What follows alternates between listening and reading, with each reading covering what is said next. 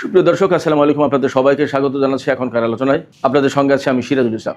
দর্শক, গতকাল সিরিয়ায় তুর্কি অবস্থানে ইসরায়েলের বিমান হামলার পর যে ফলো আপ ঘটেছে সেটা নিয়েই আমি প্রথমে আপনাদেরকে জানাই, তারপরে অন্য আলোচনায় যাব। গতকাল ইসরায়েল হামলা করার পর তুরস্কর পক্ষ থেকে তেমন কোনো বাদ প্রতিবাদ করা হয়নি। তবে তুরস্ক ইসরায়েলের বিরুদ্ধে কোনো সামরিক পদক্ষেপ নেয় কিনা সেই ব্যাপারে ইসরায়েলের ভেতরে যথেষ্ট সন্দেহ ছিল এবং তারা সেই সন্দেহের অংশ হিসেবে সারা রাত সিরিয়ার আকাশে বিমান দিয়ে টহল দিয়েছে তুরস্ক কোনো রকমের সামরিক পদক্ষেপ নেয় কিনা সেটা দেখার জন্য, এবং এই টহল দেওয়ার কাজে F-35 বিমান ব্যবহার করেছে। এদিকে ইরান এবং হরমুজ প্রণালী কেন্দ্রিক যে সমস্ত খবর আছে তার ভিতরে সবচেয়ে গুরুত্বপূর্ণ খবর হচ্ছে ওমানের পক্ষ থেকে ঘোষণা করা হয়েছে তারা ইরানের বিরুদ্ধে হামলা চালানোর জন্য আমেরিকাকে কোনো মতেই তাদের কোনো ঘাঁটি বা কোনো বন্দর ব্যবহার করতে দেবে না, অর্থাৎ ওমানের দরজায় আমেরিকার জন্য বন্ধ।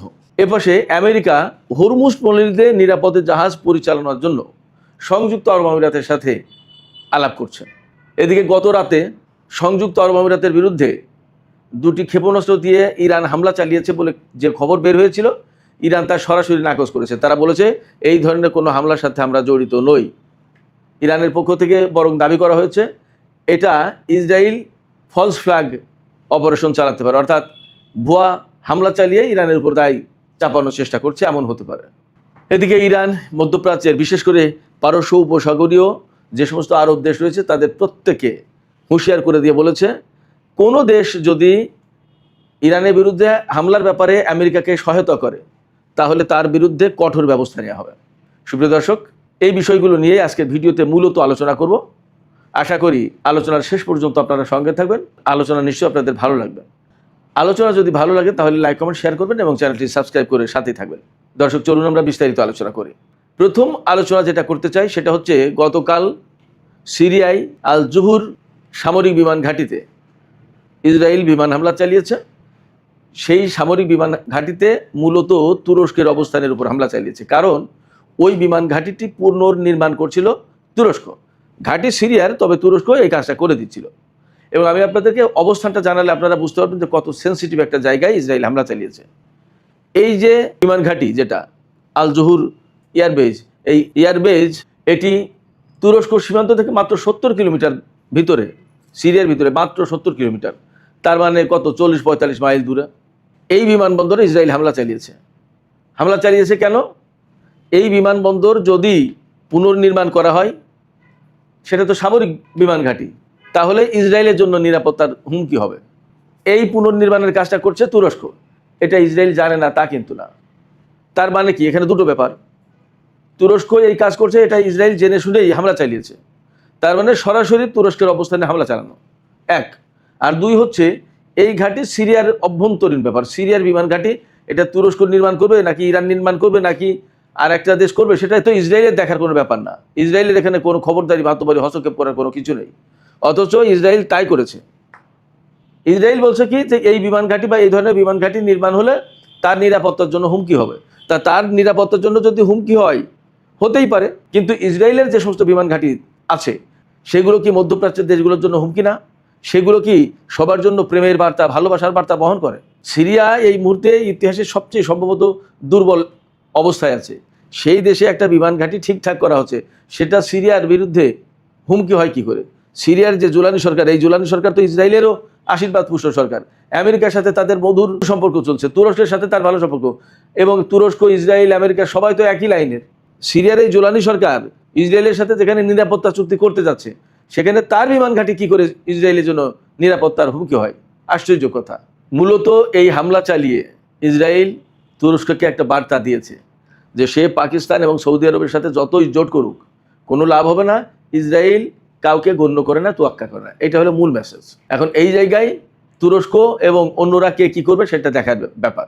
তবে আমি আপনাদেরকে বলি, বিভিন্ন মাধ্যম থেকে খবর পাওয়া যাচ্ছে তুরস্ক বলছে যে ইসরায়েল তাদের অবস্থানে হামলা চালায়নি, এটা তারা অস্বীকার করছে। তার মানে হচ্ছে আপাতত ধরে নেওয়া যায় যে এই হামলার কথা গোপন করার মধ্য দিয়ে নিজেদের মান সম্মান বাঁচাতে চাইছে, এটা হতে পারে একটা ব্যাপার। আর একটা হতে পারে যে সত্যি সত্যি যদি তুরস্ক ইসরায়েলের এই অন্যায় কাজের বিরুদ্ধে ব্যবস্থা নিতে চায় তাহলে হয়তো আপাতত তারা কনফ্রন্টেশনে যাচ্ছে না, সময়ের অপেক্ষা করছে, হয়তো তারা একটু গুছিয়ে নিতে চায়, গুছিয়ে নিয়ে তারা হয়তো ইসরায়েলের বিরুদ্ধে ব্যবস্থা নেবে। তবে সেই সম্ভাবনা আমার কাছে মনে হচ্ছে এখনও কম। দেখা যাক আসলে তারা কি করে। তবে তুরস্কের সরকার বা জনগণ এটা নিশ্চয়ই জানে বা বোঝে যে ইসরায়েল অত্র অঞ্চলের অর্থাৎ মধ্যপ্রাচ্য অঞ্চলের কোনো দেশকেই তার বন্ধু মনে করে না এবং কোনো দেশকেই শান্তিতে নিরাপদে নিশ্চিন্তে থাকতে দেবে না। কারণ ইসরায়েল মনে করে যে তার অস্তিত্ব ছোট, তার জায়গা ছোট। বড় জায়গা, বড় সামরিক শক্তি না গড়ে তুলতে পারলে ইসরায়েল নিরাপদ অনুভব করছে না, যার কারণে সে বিভিন্ন দেশ দখলের টার্গেট, পরিকল্পনা এবং উদ্যোগ থাকবে, বাস্তবায়ন করবে। এটাই স্বাভাবিক। যার কারণে ওই অঞ্চলে কোনো মুসলিম দেশকে শক্তিশালী হয়ে উঠতে দেবে না ইসরায়েল। এটা আরেকটা বাস্তবতা। দর্শক, ইসরায়েল এবং তুরস্কের এই ঘটনাকে কেন্দ্র করে যখন মধ্যপ্রাচ্যে নতুন উত্তেজনার প্রেক্ষাপট তৈরি হয়েছে, তখন কিন্তু আমরা আরেকটা বিষয় দেখতে পাচ্ছি। ওমানকে আমেরিকার প্রেসিডেন্ট ডোনাল্ড ট্রাম্প বলেছিল গত পরশুদিন যে যদি হরমুজ প্রণালীতে জাহাজ চলাচলের ব্যাপারে ওমান কোনো বাধা সৃষ্টি করে, তাহলে ওমানকে একেবারে বোমা মেরে মাটির সাথে মিশিয়ে দেওয়া হবে।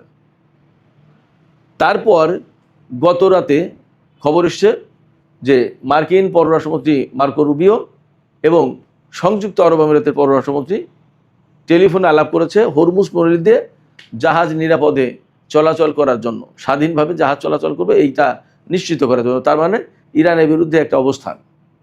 তো ইরানের বিরুদ্ধে আমেরিকার অবস্থান তো আছেই, ইরানের বিরুদ্ধে সংযুক্ত আরব আমিরাতের অবস্থানও আছে, এটাও ঠিক। তবে ভেতরে কিন্তু আরেকটু খবর ছিল। সেটি হচ্ছে কয়েকদিন আগে আমিই বলেছিলাম এবং আন্তর্জাতিক মিডিয়াতে এসেছিল যে সংযুক্ত আরব আমিরাত বিপুল পরিমাণ অর্থের বিনিময়ে ইরানের সাথে সম্পর্ক ভালো করতে চাইছে এবং ইরান যাতে সংযুক্ত আরব আমিরাতে হামলা না চালায় তার একটা ব্যবস্থা তারা করতে চাইছে এবং এই ব্যাপারে ইরান হয়তো ইতিবাচক সিগন্যাল দিয়েও ছিল। সেই জায়গায় গতকাল সংযুক্ত আরব আমিরাত দাবি করেছে যে ইরানের পক্ষ থেকে 2টি ব্যালিস্টিক মিসাইল দিয়ে হামলা চালানো হয়েছে সংযুক্ত আরব আমিরাতে। একটা পড়েছে আরব আমিরাতের পানিসীমায় আর একটা ভিতরে পড়েছে, ক্ষয়ক্ষতি কিছুই জানা যায়নি। এই ঘটনায় ইরানকে দায়ী করে সংযুক্ত আরব আমিরাত ইরানের সাথে সমস্ত ধরনের ব্যবসায়িক সম্পর্ক বা লেনদেন সমস্ত সব কিছু বন্ধ করে দিয়েছে। ইরান বলেছে যে আমরা তো এই হামলা করিনি, এই হামলা হয়তো ইসরায়েল বা অন্য কেউ স্যাবোটাজমূলক একটা কাজ করতে পারে, এটা অন্তর্ঘাতমূলক একটা কাজ করে জাস্ট সংযুক্ত আরব আমিরাতের সাথে ইরানের যে সম্পর্কের স্বাভাবিক একটা উন্নতি হতে পারতো হয়তো সেটা বাধাগ্রস্ত করার চেষ্টা করেছে। এখন এটা যদি সংযুক্ত আরব আমিরাত বোঝে তাহলে ভালো কথা, যদি না বোঝে তারা যদি এর ধারাবাহিকতায় বা এইটাকে পুঁজি করে ইরানের সাথে আবার নতুন করে শত্রুতায় যায় আর হরমুজ প্রণালী দিয়ে নিরাপদে আমেরিকার সাথে জোটবদ্ধ হয়ে জাহাজ পরিচালনার চেষ্টা করে, তাহলে বিষয়টা আবার হিতে বিপরীত হবে এবং আবার বড় ধরনের সংঘাত সংঘর্ষের পরিস্থিতি তৈরি হবে, এটা মোটামুটিভাবে বলা যায়। সেই জায়গা থেকে ইরান বলছে যে তারা এই কাজটা করেনি, বরং এটা কেউ ভুয়া হামলা করে ইরানের ঘাড়ে দোষ চাপানোর চেষ্টা করছে। এই বিষয়টা সংযুক্ত আরব আমিরাতে দেখা উচিত।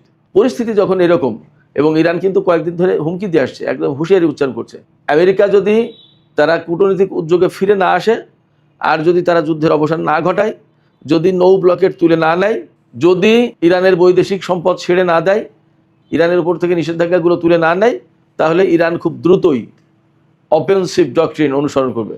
অফেন্সিভ ডক্ট্রিন মানে হচ্ছে ইরান সরাসরি আমেরিকার সাথে নতুন করে যুদ্ধের পর্যায়ে চলে যাবে এবং আগে যুদ্ধ এবং যেখানে আগে আমেরিকা হামলা চালাতো সেখানে এখন ইরান আগে আমেরিকার উপর হামলা চালাবে, এই রকমের হুঁশিয়ারি উচ্চারণ করেছে ইরান।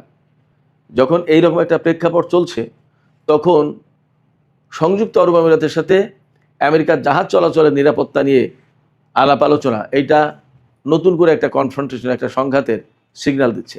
তার মানে ইরানের আপত্তি উপেক্ষা করে বা ইরানের দেখানো পথে না গিয়ে ওমান উপকূল দিয়ে যদি আমেরিকা জাহাজ পরিচালনার চেষ্টা করে, তাহলে ইরান সেখানে হামলা চালাবে আর হামলা চালালেই আমেরিকাও ইরানের বিরুদ্ধে যুদ্ধ শুরু করবে। তাহলে দাঁড়াচ্ছে কি নতুন করে একটা বড় রকমের যুদ্ধ শুরু হতে যাচ্ছে। এইরকম একটা প্রেক্ষাপটে ওমান বলেছে যে তাদের কোনো ঘাঁটি বন্দর দিয়ে আমেরিকাকে ইরানের বিরুদ্ধে হামলা চালাতে সহযোগিতা করা হবে না, একদম পরিষ্কার ঘোষণা। ওমান বলেছে তাদের দরজা আমেরিকার জন্য বন্ধ করে দিতে বাধ্য হয়েছে, কারণ সামান্য এদিক ওদিক হলেই মার্কিন প্রেসিডেন্ট ডোনাল্ড ট্রাম্প ওমানের উপর বোমা মেরে এই দেশটিকে একদম মাটির সাথে মিশিয়ে দেওয়ার হুমকি দেন। এটা তো অপমান। এই অপমান একটা আরব দেশ সহ্য করবে এটা মনে হয় এখন আর সেই রকম প্রেক্ষাপট নেই। তো যেহেতু সেই রকম প্রেক্ষাপট নেই, সেই কারণে এখন ওমান এই ঘোষণা দিচ্ছে যে তারা ইরানের বিরুদ্ধে যুদ্ধের জন্য আমেরিকাকে কোনো রকমের ঘাঁটি বা বন্দর দিয়ে সাহায্য সহযোগিতা করবে না। এপাশে ইরান কিন্তু পারস্য উপসাগরীয় আরব দেশগুলোকে একদম সুস্পষ্টভাবে জানিয়ে দিয়েছে। ইরানের সামরিক বাহিনীর chief of staff major general Ali Abdullahi তিনি বলেছেন যে কোনো দেশ, পারস্য উপসাগরীয় যে সমস্ত আরব দেশ আছে তার কোনো একটা দেশ যদি ইরানের বিরুদ্ধে যুদ্ধে আমেরিকাকে হেল্প করে তাহলে সেই দেশের বিরুদ্ধে কঠোর ব্যবস্থা নেওয়া হবে। আলী আবদুল্লাহি সুস্পষ্ট করে বলেছেন যে আরব দেশগুলো সবসময় বলে যে আমরা ইরানের বিরুদ্ধে হামলার জন্য আমেরিকাকে কোনো রকমের সহায়তা করছি না, কোনো রকমের সহায়তা করবো না, অথচ ভেতরে ভেতরে তারা ঠিকই তাদের ঘাঁটি মাটি, তাদের বন্দর সমস্ত সব কিছু ব্যবহার করতে দেয়। এগুলো আমাদের নজর আছে। শুধু তাই না, আরব দেশগুলোতে যে বিপুল পরিমাণে রিফুয়েলিং ট্যাঙ্কার বিমান মোতায়েন করা আছে, এগুলো কিসের জন্য? এগুলো কি যাত্রী বহনের জন্য? এগুলো তো যুদ্ধ পরিচালনার জন্য এবং যুদ্ধ বিমানে যাতে জ্বালানি সরবরাহ করা যায় সেই জন্য। এবং এই সমস্ত বিমান এই সমস্ত ঘাঁটি থেকেই তো উড়বে। এই সমস্ত বিমান যদি আরব দেশগুলো এই সমস্ত ঘাঁটি থেকে ওড়ে তাহলে তো আমেরিকাকে সাহায্যই করলো এই সমস্ত আরব দেশ, অথচ তারা মুখে বলছে তারা ইরানের বিরুদ্ধে কোনো সাহায্য করবে না আমেরিকাকে। এই যে দ্বিচারিতা, এই দ্বিচারিতা আমাদের নজর আছে, আমরা দেখছি, আমরা খেয়াল করছি। সময় মতো ঠিকই এর বিরুদ্ধে ব্যবস্থা নেওয়া হবে। আলী আবদুল্লাহি এই হুঁশিয়ারি দিয়েছেন। তার মানে আমার কাছে মনে হচ্ছে যে নতুন করে একটা সংঘাতের প্রেক্ষাপট তৈরি হয়ে গেল। বিশেষ করে এখন হরমুজ পল্লীকে কেন্দ্র করে ইরান যদি তার অবস্থান থেকে না সরে আর আমেরিকা যদি ব্লকেট এখান থেকে তুলে না নেয় এবং নতুন করে যদি ওমান উপকূল দিয়ে জাহাজ পরিচালনার চেষ্টা করে তাহলে ইরানের সাথে আমেরিকার সংঘাত অনিবার্য। এবং সেই সংঘাতে সংযুক্ত আরব আমিরাত আমেরিকার পক্ষে অবস্থান নেবে এমনটা ধারণা করা যাচ্ছে। যদি তাই হয় তাহলে সেখানে ইসরায়েল জড়িত থাকবে, এটাও ঠিক। ব্যাপারটা যদি এই পর্যায়ে যায় তাহলে এবার ইরান হয়তো একদম অল আউট যুদ্ধ শুরু করবে, সর্বাত্মক যুদ্ধ শুরু করবে। এই সর্বাত্মক যুদ্ধ শুরু হওয়া মানেই হচ্ছে মধ্যপ্রাচ্যে আগের চেয়ে বড় রকমের বিপর্যয় নেমে আসবে। এই বিপর্যয়ে আমেরিকার কে সহযোগী দেশ হবে?